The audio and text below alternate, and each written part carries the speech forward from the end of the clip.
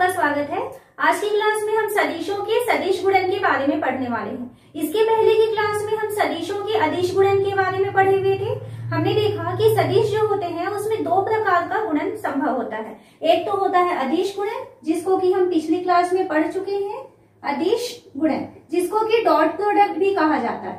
ठीक है, और आज की क्लास में हम पढ़ने वाले हैं सदिश गुणन, जिसको कि क्रॉस प्रोडक्ट कहते हैं। अदिश गुणन में हमने क्या देखा कि जब दो सदिशों का हम डॉट प्रोडक्ट करते हैं तब आपको जो वहां पे रिजल्ट जो मिलता है वो एक अदिश राशि होता है। वहां पे हम क्या देखे थे, अगर आपके पास दो सदिश है ए और बी, इन दोनों को हम यदि डॉट प्रोडक्ट करते हैं तो इसकी वैल्यू होती है mod A mod B cos theta. तो यहाँ पर ये दोनों तो अदिश राशियां थी, कॉस थीटा जो है वो भी एक अदिश राशि है। तो क्योंकि यहाँ पर इनके गुणन जो है एक अदिश राशि मिलती है, इस कारण से हम इसे क्या कहते हैं कि ये दोनों का अदिश गुणन है। और यहाँ से भी हम कॉस थीटा यानी कि उन दोनों के बीच के कोण को निकाल पाए थे। सदिश गुणन में आप जब दो सदिश राशियों को गुणा करेंगे, ऐसी दो सदिश राशियां जिनके बीच में थीटा एंगल होता है। सपोज मान लीजिए यहाँ पर एक सदिश है जिसका डायरेक्शन इस तरीके से है, सदिश ए, और यहाँ पर है दूसरा सदिश बी, जिनके बीच में कोण बनता है थीटा। इन दोनों का क्रॉस प्रोडक्ट या सदिश गुणन का मतलब क्या होता है कि इन दोनों के बीच अगर थीटा एंगल बनता है और हम कहते हैं कि हमें ए क्रॉस बी यानी ए और बी का सदिश गुणन करना है, तो इसे हम लिखेंगे A cross B equal to, इसकी वैल्यू होती है mod A mod B sine theta N cap. यानी यहाँ पर देखिए मॉड ए मॉड बी मतलब इन दोनों सदिशों के परिमाण तो रहेंगे, थीटा जो भी इन दोनों के बीच एंगल बनेगा उसकी साइन वैल्यू रहेगी, एन कैप। तो एन कैप क्या होता है, एन कैप यहाँ पर जो है एक मात्रक सदिश है, और इसका जो डायरेक्शन मात्रक सदिश क्यों लगाया गया है, ये इसके परिमाण को बदलता नहीं है, क्योंकि मात्रक सदिश मतलब उसका परिमाण तो 1 होगा, लेकिन ये हमें डायरेक्शन बताता है कि किस डायरेक्शन में वहां पर उसका हमको परिमाण मिलने वाला है। तो यहाँ यदि ए और बी दो सदिश हैं जिनके बीच में थीटा एंगल बनता है, तो इन दोनों का जो सदिश गुणन होगा उसकी value A dot B sine theta N cap, यानी इनका जो डायरेक्शन होता है यहाँ एन कैप ऊपर की तरफ होता है। अब ये डायरेक्शन किस तरीके से हो रहा है, अब देखिए जैसे मान लीजिए हमने दो सदिश लिया है ए और बी, तो ए और बी का क्रॉस प्रोडक्ट जो है वो एंटी क्लॉकवाइज यदि आप घूमते हैं, तो यदि हम एंटी क्लॉकवाइज घूमेंगे तो ये जो एन कैप है इन दोनों सदिशों के लंबवत ऊपर की तरफ जाएगा। ओके, यानी यहाँ पर जो एन कैप है वो सदिश ए और सदिश बी में लंबवत ऊपर की तरफ जाता है, या इसको हम कहते हैं, जैसे इसको दक्षिणावर्ती पेश नियम इस तरीके से भी समझ सकते हैं कि यदि हम ए से बी की तरफ टर्न होते हैं तो इसका डायरेक्शन जो है ऊपर की तरफ जाएगा। इसी में यदि मान लीजिए हम कहें बी क्रॉस ए, तो बी क्रॉस ए का डायरेक्शन क्या होगा, तो बी क्रॉस ए करने के लिए हमें क्या करना होगा, बी से ए की तरफ आना है, मतलब क्या करना है, आपको क्लॉकवाइज घूमना है। तो क्लॉकवाइज यदि हम घूमेंगे तो यहाँ पर जो इसका डायरेक्शन होगा बी क्रॉस ए में वो नीचे की तरफ आएगा। अगर ऊपर एन कैप का डायरेक्शन दे रहा तो नीचे का डायरेक्शन क्या होगा, माइनस एन कैप। यानी यदि हम बी क्रॉस ए कहेंगे तो इसकी वैल्यू क्या हो जाएगी, mod A mod B sine theta, ये तो रहेगा क्योंकि दोनों के बीच का एंगल नहीं बदला है, लेकिन ये हो जाएगा माइनस एन कैप। यानी जो ए क्रॉस बी का डायरेक्शन था जस्ट उसके ऑपोजिट आपको नीचे की तरफ आना है। तो दो सदिशों का जो सदिश गुणन है वह हमको दिशा भी देता है, और वो दिशा कैसी होती है, दोनों सदिश ए और बी की लंबवत दिशा होती है, और साथ ही साथ यदि हम इसमें एंटी क्लॉकवाइज घूमते हैं तो लंबवत वो 90 डिग्री ऊपर की तरफ जाएगा। ओके, और यदि हम क्लॉकवाइज घूमेंगे तो उसके लंबवत वो नीचे की डायरेक्शन देता है, यानी कि माइनस एन कैप देता है। और यहाँ एन कैप क्या होता है, एक मात्रक सदिश होता है। तो इस तरीके से जो सदिश गुणन है वो हमें दिशा भी प्रदान करता है, परिमाण भी प्रदान करता है, इस कारण से इसे कहा जाता है सदिश गुणन। इसको क्रॉस से प्रदर्शित करेंगे, ए क्रॉस बी और बी क्रॉस ए। आप देख सकते हैं दोनों बराबर नहीं होते क्योंकि दोनों के डायरेक्शन ऑपोजिट होते हैं। यहाँ पर जब हम अदिश गुणन पढ़े हुए थे तो हमने क्या देखा था कि अदिश गुणन में हम यदि ए डॉट बी कहें तो भी mod A mod B cos theta होगा, यदि हम यहाँ पर बी डॉट ए भी कहते तो भी क्या होता है, ये मॉड बी मॉड ए कॉस थीटा ही रहता। यानी यहाँ पर क्योंकि सिर्फ परिमाण था इसलिए हमको इसके क्रम को चेंज करने से कोई प्रभाव नहीं पड़ता है। तो जो अदिश गुणन होता है वो क्रम विनिमय का पालन करता है। इसमें आपको ये ध्यान रखना है कि कौन कौन सा जो गुणन है, सदिश और अदिश में आपको उसका डिफरेंस मालूम होना चाहिए। अदिश गुणन जो है वो क्रम विनिमय का पालन करता है, यानी a डॉट बी को हम b डॉट a लिख सकते हैं। जबकि जब हम सदिश गुणन लेंगे तो सदिश गुणन में आप a क्रॉस b को b क्रॉस a नहीं लिख पाएंगे, क्योंकि दोनों के डायरेक्शन चेंज हो जाते हैं। a क्रॉस b में यदि हम a से b की तरफ जाते हैं तो लंबवत ऊपर की तरफ जो है उसमें 90 डिग्री में आपको डायरेक्शन देगा n का, और यदि मान लीजिए हम b क्रॉस a कहेंगे, क्लॉकवाइज घूमना पड़ेगा, तो डायरेक्शन क्या होगा, लंबवत नीचे की तरफ, यानी a क्रॉस b के डायरेक्शन से आपको जस्ट ऑपोजिट डायरेक्शन मिलता है। तो यहाँ पर जो सदिश गुणन है वो सदिश गुणन आपका फर्स्ट आपको याद रखना है कि क्रम विनिमय का पालन नहीं करता, क्रम विनिमय को पालन नहीं करता, यानी कि a क्रॉस b की value is not equal to b cross a होता है। ये आपको फर्स्ट याद रखना है। जबकि सदिश गुणन जो है वो क्रम विनिमय को पालन करता था, a डॉट b को हम b डॉट a लिख सकते हैं। ठीक है, ये फर्स्ट चीज हुआ। दूसरी चीज, ये साहचर्य नियम को भी पालन नहीं करता है। साहचर्य नियम का मतलब क्या होता है कि यदि मान लीजिए आप a क्रॉस b फिर क्रॉस c करें तो इसकी वैल्यू नॉट इक्वल होता है a cross b cross c, ये आपको ध्यान रखना है। जबकि इसका जो अदिश गुणन होता है, अदिश गुणन साहचर्य नियम का पालन करता है। साहचर्य नियम यानी यदि मान लीजिए हम a dot b dot c करते हैं तो इसकी वैल्यू जो है a dot b dot c लिखा जा सकता है। तो ये दोनों डिफरेंस आपको याद रखना है, बहुत इंपॉर्टेंट चीज है, इसमें क्रम को आप चेंज नहीं कर सकते हैं। और इसकी कुछ प्रॉपर्टीज देखते हैं कि सदिश गुणन की उससे आप किस तरीके से दोनों जो सदिश है a और b उसके एंगल को निकाल सकते हैं। सदिश गुणन में हम क्या देख रहे हैं कि a क्रॉस b की वैल्यू जो है वो mod a mod b sine theta N cap के इक्वल है।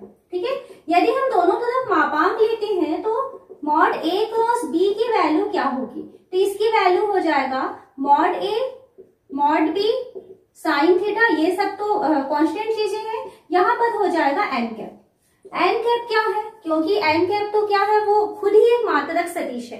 अब मात्रक सदिश का यदि मापांक ले लिया जाए तो मात्रक सदिश का मापांक कितना होगा, एक ही होगा, एकांक सदिश मतलब मापांक एक हो गया।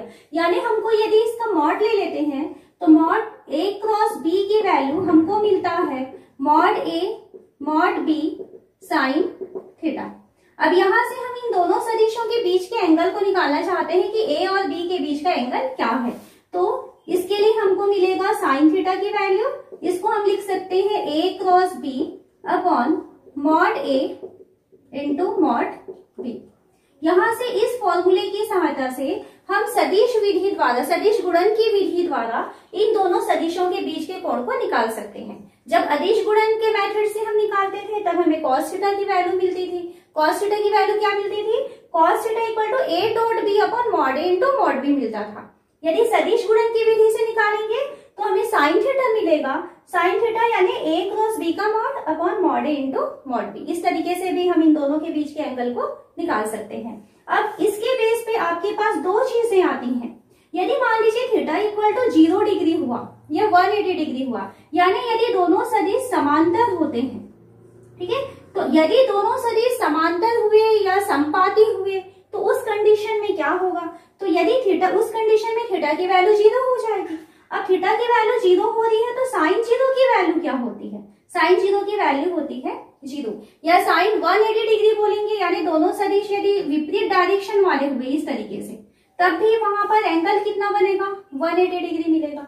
हो सकता है दोनों सदिश जो है वो एक ही डायरेक्शन वाले हुए, समपाती हुए, है ना, समान सदिश हुए, तो उस कंडीशन में यहाँ पर थीटा की वैल्यू क्या होगा, 0 डिग्री, यहाँ पर क्या हो रहा है 180 डिग्री। तो इन दोनों ही एंगल्स के लिए हमारे पास हम साइन 0 कहें उसकी वैल्यू भी 0 होती है, साइन 180 कहें उसकी वैल्यू भी 0 होती है। तो उस कंडीशन में यहाँ पर हम क्या देखते हैं कि अगर समांतर सदिश हैं दो ए और बी, तो उनके बीच साइन 0 डिग्री या साइन 180 डिग्री की वैल्यू क्या हो जाएगी, 0, equal to A cross B upon mod A into mod B. अब दो बटे वाली संख्याएं हैं, बटे वाली संख्याओं की वैल्यू 0 के इक्वल आ रही है, तो आप जानते हैं कि दो बटे वाली संख्याएं हैं उनकी वैल्यू 0 आ रही है, तो इसका मतलब है कि उसका अंश शून्य होना चाहिए। हमेशा ध्यान रखेंगे कि आपके पास यदि कोई बटे वाली संख्या या परिमेय संख्या जिसको कह सकते हैं, उसकी वैल्यू यदि 0 आपको दिख रहा है, ठीक है, तो बटे वाली संख्या में वैल्यू यदि 0 आ रही है तो अंश की वैल्यू 0 होगी।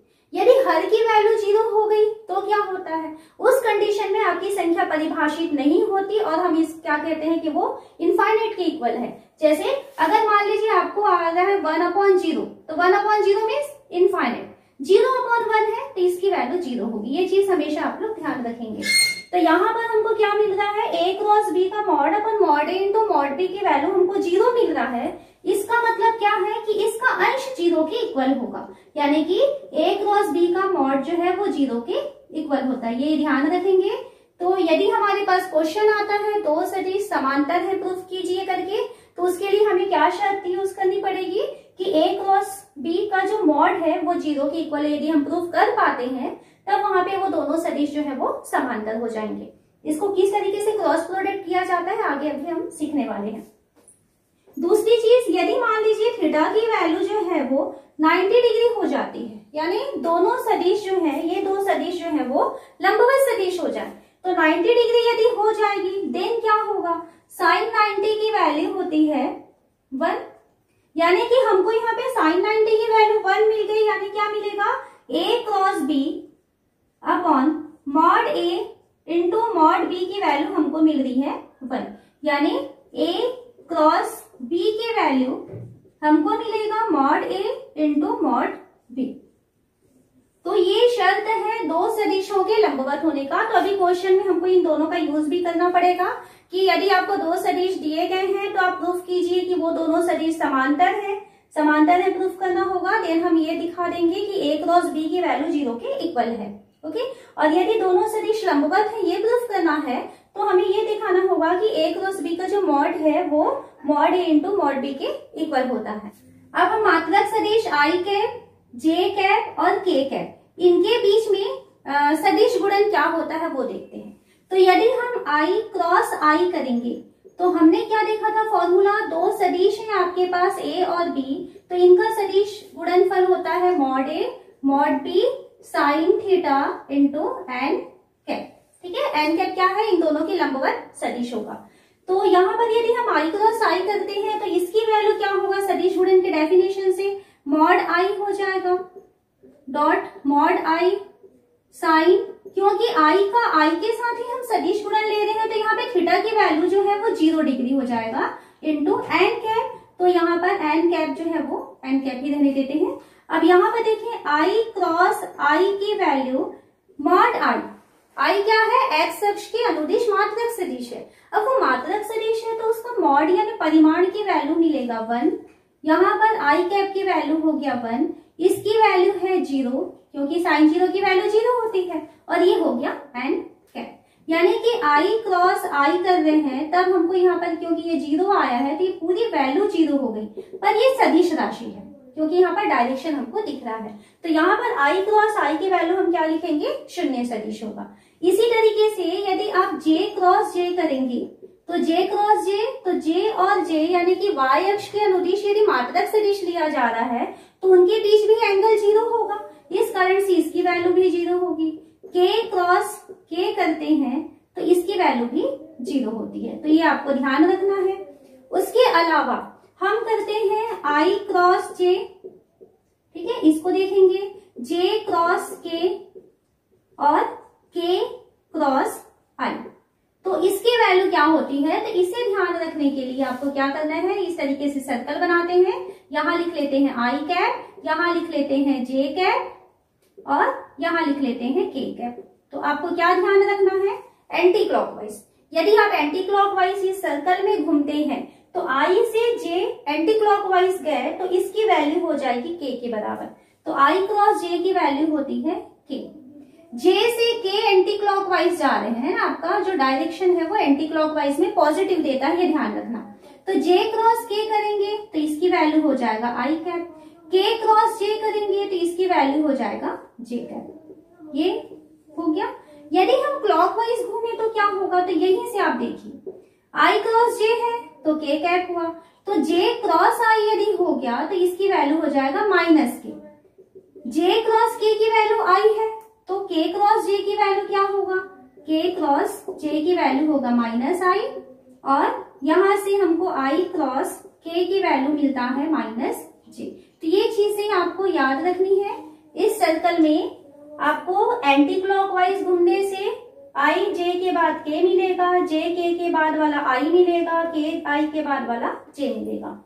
यदि आप क्लॉकवाइज घूम जाते हैं तो आपको क्या मिलेगा, इसके जो साइन है, इसके जो चिन्ह है वो माइनस लगाना पड़ेगा, ये याद रखेंगे। क्रॉस प्रोडक्ट में आपको जो समान सदिश होते हैं तो उनके बीच जो है क्रॉस जो है उसकी वैल्यू 0 के इक्वल होती है। ये चीजें आप बहुत अच्छे से याद रखेंगे, क्योंकि जब हम डॉट प्रोडक्ट लिए थे, आपने ध्यान दिया होगा, आपको याद होगा, जब हम डॉट प्रोडक्ट ले रहे थे तो आई डॉट आई बोलते थे तो इसकी वैल्यू 1 था, जे डॉट जे बोलते थे तो इसकी वैल्यू 1 था, के डॉट के बोलते थे तो इसकी वैल्यू भी 1 था। ये हो रहा था। क्यों ऐसा हो रहा था, क्योंकि यहाँ पर जब हम डॉट प्रोडक्ट लेते हैं तो यहाँ पर ए डॉट बी के बीच में वैल्यू क्या होती है, ए बी कॉस थीटा। तो यहाँ पर इस कारण से इसकी वैल्यू 1 आता है, क्योंकि यहाँ पर कॉस थीटा आता है। कॉस थीटा में आई आई जे जे और के इन सबके बीच शून्य अंश का कोण बन रहा है, और कॉस शून्य की वैल्यू 1 के बराबर होती है। इसलिए समान सदिशों के बीच यदि अदिश गुणन लिया जाएगा तब उसकी वैल्यू तो 1 मिलेगी। लेकिन यदि समान सदिशों के बीच सदिश गुणन लिया जाएगा तो हम क्या देख रहे हैं, सदिश गुणन में साइन थीटा होता है, और साइन थीटा में साइन 0 की वैल्यू 0 के इक्वल होती है।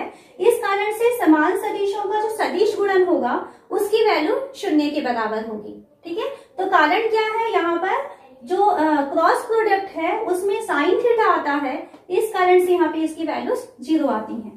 तो ये मेन अंतर है, आपको यहाँ कंफ्यूज नहीं होना है। डॉट प्रोडक्ट में इसकी वैल्यू 1 होती है, इसके अलावा बाकी सारे जो डॉट प्रोडक्ट हैं, आई जे करें, जे के करें, के आई करें, कुछ भी करें, यानी अलग अलग अगर मान लीजिए हमने सदिश लिए हुए हैं तो ये सबकी वैल्यू हमको 0 मिल रही थी। ठीक है, तो अब इसके क्वेश्चन सॉल्व करते हैं, देखते हैं किस तरीके से सॉल्व करना है। यहाँ हम क्वेश्चन देखते हैं, यदि सदिश ए की वैल्यू 2i प्लस जे प्लस 3k और सदिश B equal to 3i plus 5j minus 2k है, तो a क्रॉस b और मॉड a क्रॉस b की वैल्यू को हमको ज्ञात करना है। तो सबसे पहले हम समझते हैं कि दो सदिशों का हम सदिश गुणन कैसे करते हैं। तो सदिश a की value suppose a1i plus a2j plus a3k है, और सदिश b की वैल्यू अगर b1 लेते हैं, इसको b1i plus b2j plus b3k है। पहले हम फॉर्मूला ले लेते हैं, उसके बाद फिर क्वेश्चन को सॉल्व करेंगे। तो इन दोनों सदिशों का यदि हमें सदिश गुणन करना है, यानी a क्रॉस b की वैल्यू चाहिए, तो इसके लिए आप क्या कर रहे हैं, a1i plus a2j plus a3k का हमको क्रॉस करना है। तो ये हो जाएगा b1i plus b2j plus b3k।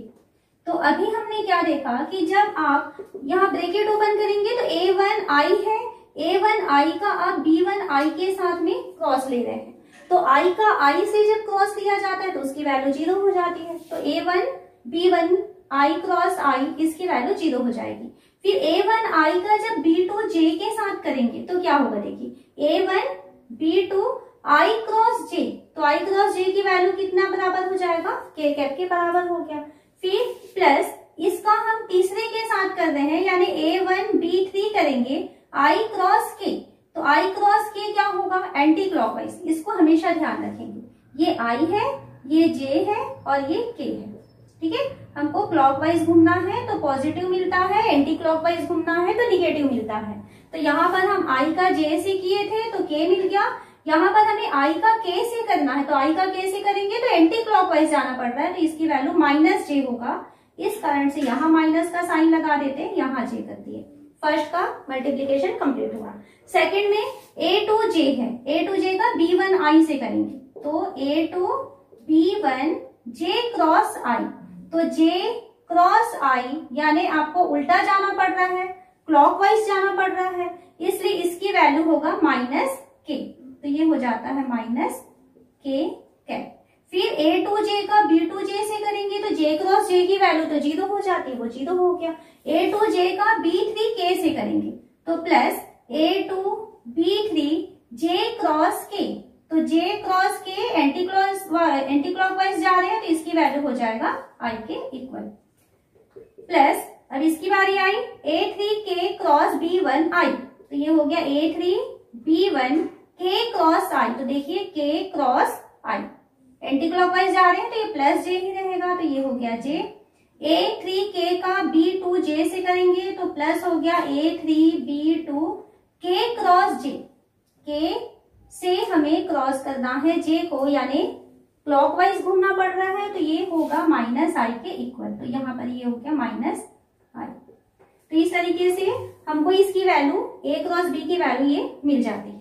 अब इसे याद किस तरीके से रखा जाएगा, तो याद रखने का तरीका आप देख लीजिए, जो हम सारणिक पढ़े हुए थे, तो a क्रॉस b का मतलब क्या होता है, तो a क्रॉस b को आप इस तरीके से लिख सकते हैं, यहाँ पर आप लिखिए i j k, सारणिक के फॉर्म में इसको लिखा जाता है ना, i j k, यहाँ पे पहला कौन है, a है, तो a के जो कोफिशिएंट है i j k के उसको पहले लिखेंगे, तो ये होगा a1 a2 और a3, a1 a2 a3।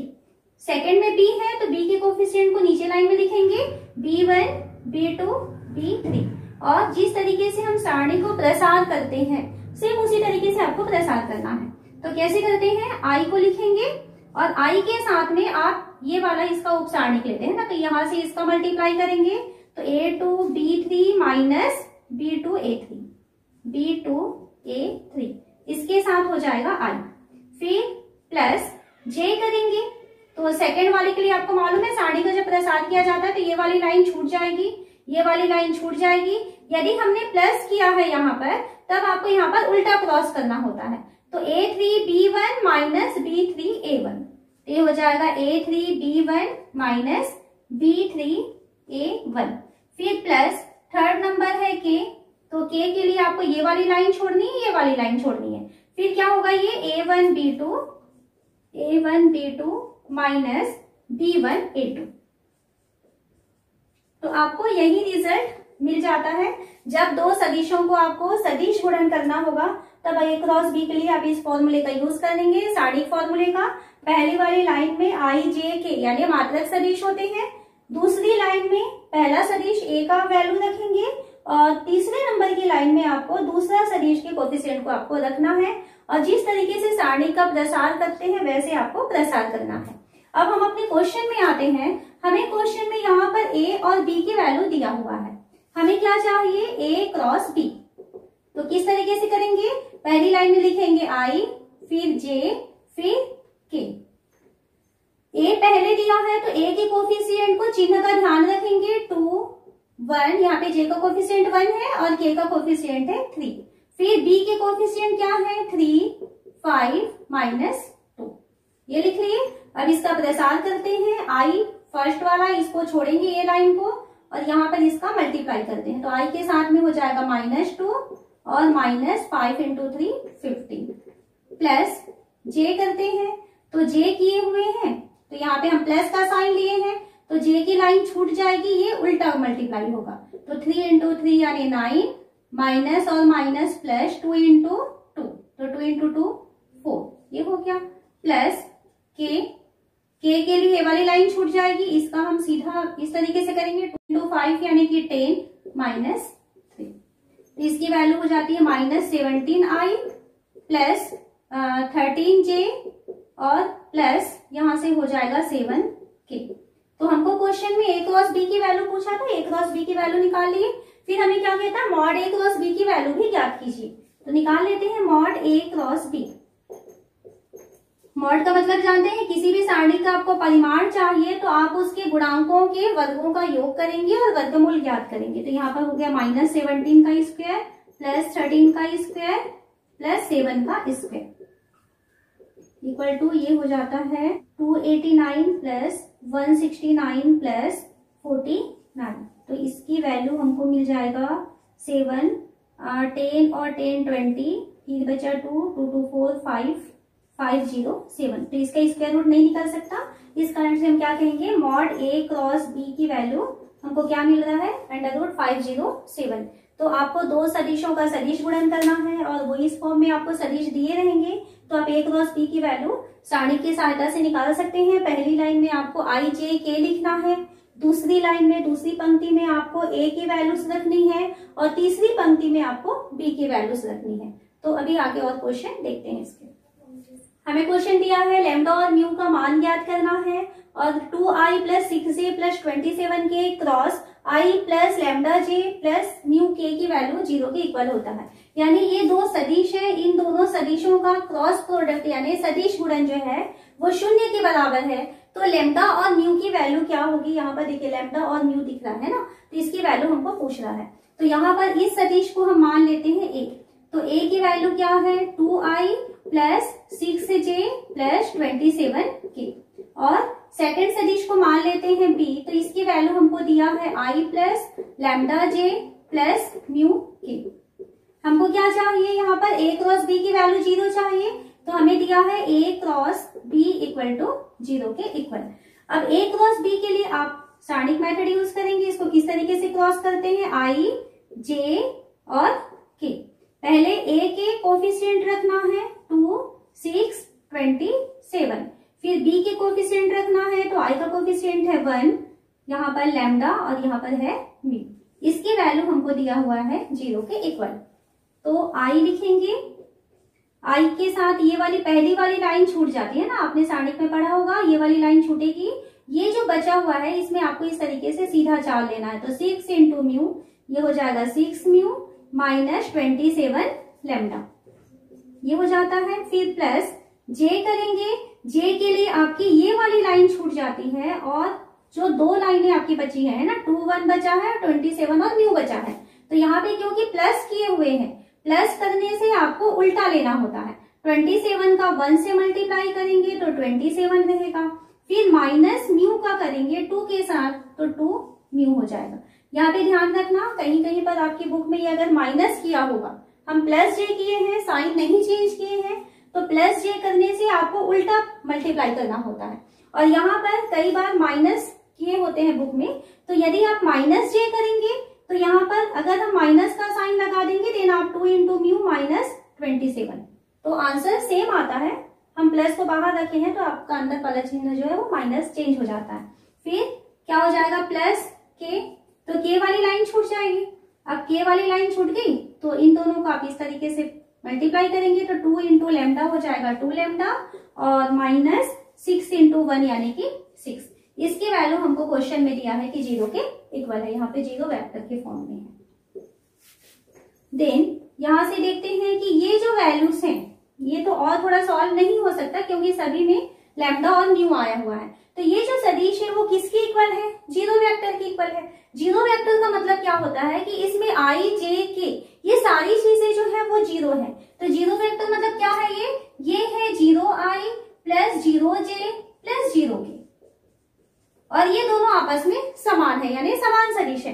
अब दोनों यदि समान सदिश है तो दोनों के कोफिशिएंट इक्वल होना चाहिए। यानी यहाँ पर जो i का कोफिशिएंट 0 आया है और यहाँ पर i का जो कोफिशिएंट आया है 6 म्यू माइनस 27 लैम्डा, ये दोनों बराबर होना चाहिए। तो यहाँ कंपेयर करते हैं तो हमें क्या मिलेगा, 6 म्यू माइनस 27 लैम्डा की वैल्यू 0 के इक्वल मिलना चाहिए।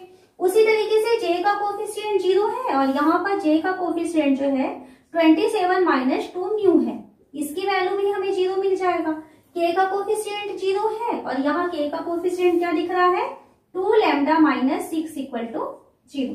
तो ये तीनों हम i j के कोफिशिएंट को कंपेयर करेंगे और यहाँ से हम लैम्डा और म्यू के वैल्यू को फाइंड करेंगे। तो यहाँ देखिए इसमें से हमको म्यू मिल जाएगा, तो 27 माइनस 2 म्यू की वैल्यू जो है 0 के वैल्यू इक्वल है, तो 2 म्यू की वैल्यू हो जाएगा 27, देन म्यू की वैल्यू हो गया 27/2, ये फर्स्ट मिल गया। यहाँ से देखते हैं 2 लैम्डा माइनस 6 की वैल्यू 0 है, तो यहाँ से आपको क्या मिलेगा, 2 लैम्डा की वैल्यू 6 मिल जाएगा या लैम्डा की वैल्यू मिल जाएगा 6/2 यानी कि 3। तो ये दोनों आंसर हमको निकालने कहा था कि लैम्डा और म्यू की वैल्यू क्या होगी। तो लैम्डा की वैल्यू 3 हो रही है और म्यू की वैल्यू 27/2 के इक्वल आ जाएगी। यहाँ हम एक क्वेश्चन लेते हैं, सदिश a प्लस बी और a माइनस बी की लंब दिशा में मात्रक सदिश ज्ञात कीजिए, जहाँ a और b की वैल्यू हमको दिया हुआ है। तो सबसे पहले तो हम निकालते हैं a प्लस बी की वैल्यू। तो a प्लस बी यानी आपको सदिश a, तो सदिश a की वैल्यू दिया है i plus j plus k और प्लस करना है सदिश b यानी कि i plus 2j plus 3k equal to क्या हो जाएगा। हम जानते हैं कि जब दो सदिशों का योग किया जाता है तो i के साथ i जुड़ेगा, ये 2i हो जाएगा, j के साथ j जुड़ जाएगा तो 3j हो जाएगा, प्लस k और k ये हो जाएगा 4k। तो यहाँ पर a प्लस b की वैल्यू हमको 2i plus 3j plus 4k के इक्वल मिला। फिर निकालते हैं a माइनस b। तो a माइनस b यानी i plus j plus k के साथ माइनस करना है i plus 2j plus 3k को। माइनस करते हैं i और माइनस i 0i हो गया, प्लस j माइनस 2j तो ये हो जाएगा minus j plus k minus 3k ये हो जाएगा माइनस 2k। तो अभी हमको क्या करना है कि a प्लस b और a माइनस b इसकी लंब दिशा में मात्रक सदिश ज्ञात करना है। तो सबसे पहले तो बोलता है कि आपको ऐसा सदिश निकालना है जिसका डायरेक्शन इन दोनों सदिशों के लंबवत होगा।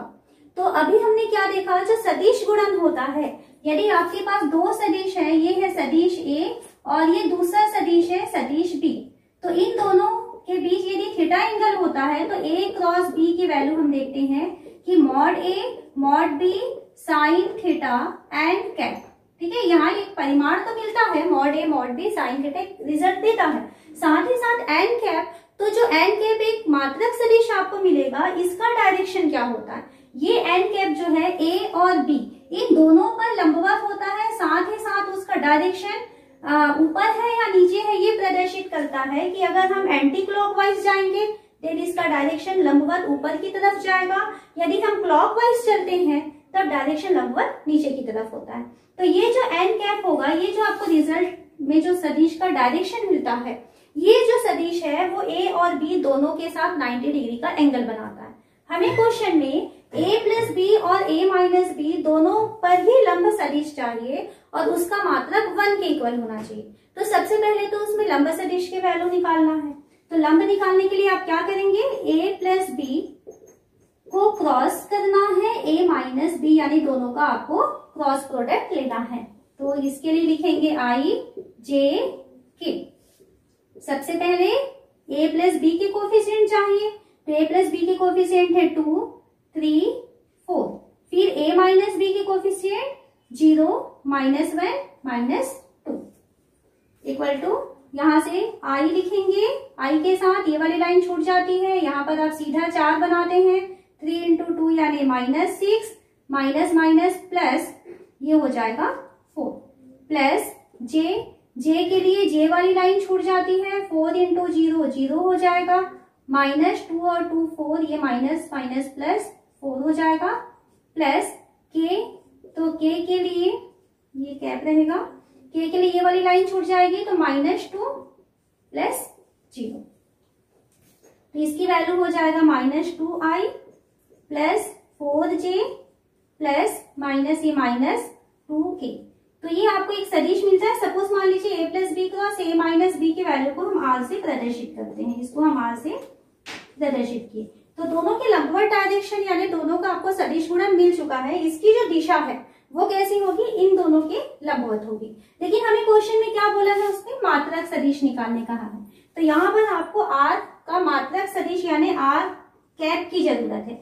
r कैप यानी वेक्टर r अपॉन मॉड, ये फॉर्मूला जानते हैं हम, यानी अभी हमको क्या निकालना पड़ेगा, r मॉड की वैल्यू चाहिए।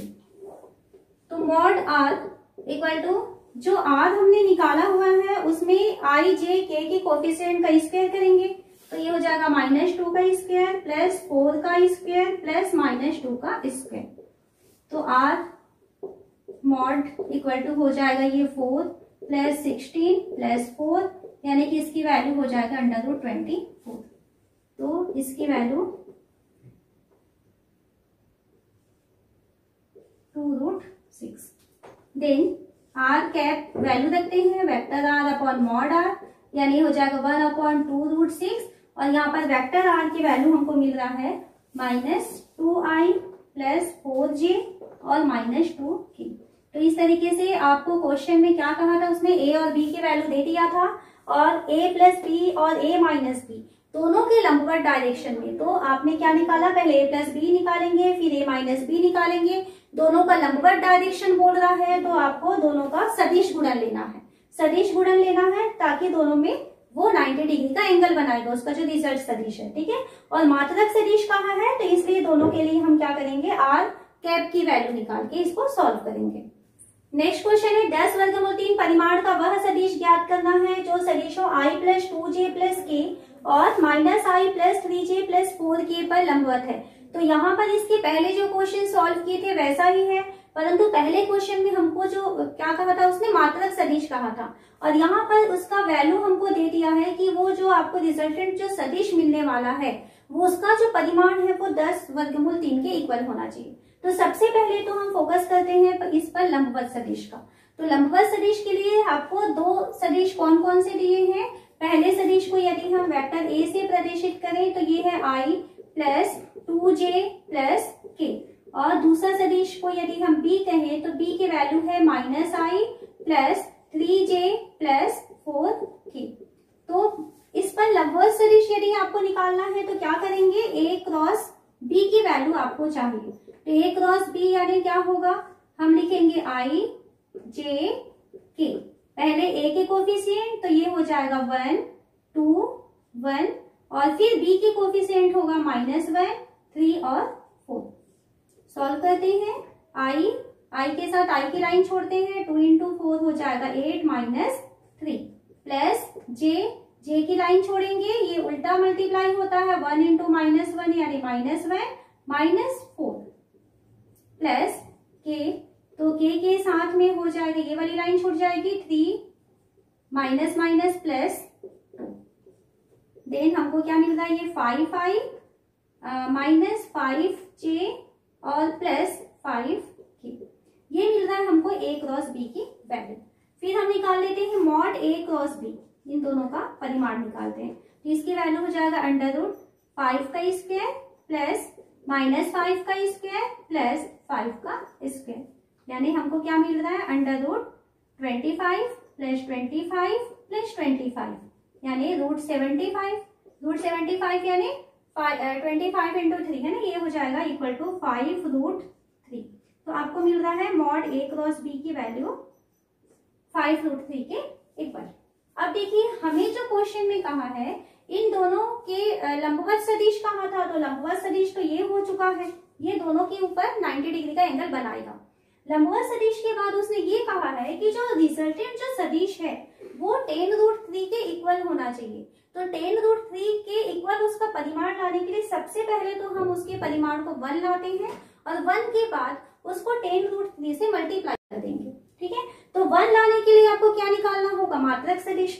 तो सबसे पहले हम इस डायरेक्शन में मात्रक सदिश निकालते हैं। तो मात्रक सदिश क्या होगा, तो आपको a क्रॉस b का मात्रक सदिश चाहिए, तो ये हो जाएगा a cross b upon mod a mod b, ये हो जाएगा मात्रक सदिश की वैल्यू। ये इस तरीके से, तो इसकी वैल्यू हो जाएगा 1/5√3 और a क्रॉस b की वैल्यू अभी हम निकाले थे 5i - 5j + 5k।